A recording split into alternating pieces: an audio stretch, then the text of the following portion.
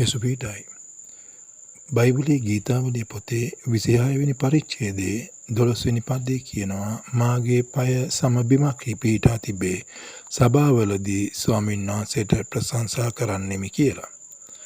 මෙසේ මේ ගීතාවලිය පොතේ මේ පරිච්ඡේදයේ අවසාන පදයේ මෙම සඳහන් වුණාට මුල් පදවල සඳහන් වෙන කාරණාවන් දිහා බැලුවොත් ඒ කාරණාවල කියනවා ස්වාමිනිය වහන්සේ මාව පරීක්ෂා කරන්න. මාව විනිශ්චය කරන්න. නපුරෙන් ආරක්ෂා කරන්න. මොකද හේතුව මේ ගීතිකාකාරයා දන්නවා නපුරත් එක්කලා ගියොත් ඒ සමාදානය දෙවියන් වහන්සේගේ සමාදානයට ඇතුල් වෙන්න බෑ. මේ සම බිමක් කියන්නේ සමතලා බිමක්.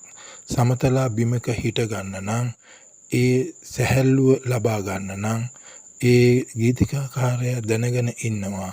ඒ ඉහළින් තියෙන කාරණාවලදී දෙවියන් වහන්සේට මාගේ ජීවිතේ ඉඩ අරින්න ඕන කියන එක.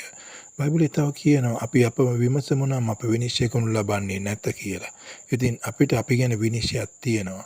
ඒ වගේම ඔබ දෙවියන් වහන්සේට සම්පූර්ණයෙන්ම ඔබගේ ආත්මය, ඔබගේ සිතවිල්ල දෙවියන් වහන්සේට බාර කරන්න.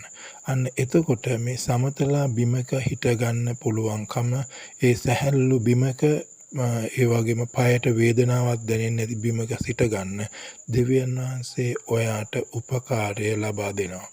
ඉතින් ඒ වගේම කියනවා සභාවලදී උන්වහන්සේට ප්‍රශංසා කරන්නෙමි කියලා. ඉතින් ඔබට දෙවියන් වහන්සේට ප්‍රශංසා කරන්න සැහැල්ලු ආත්මයක්, සැහැල්ලු මනසක් ලැබෙන්න දෙවියන් වහන්සේ ඉදිරියේ ඔබ ඒ සමතලා බිමක හිට ගන්න.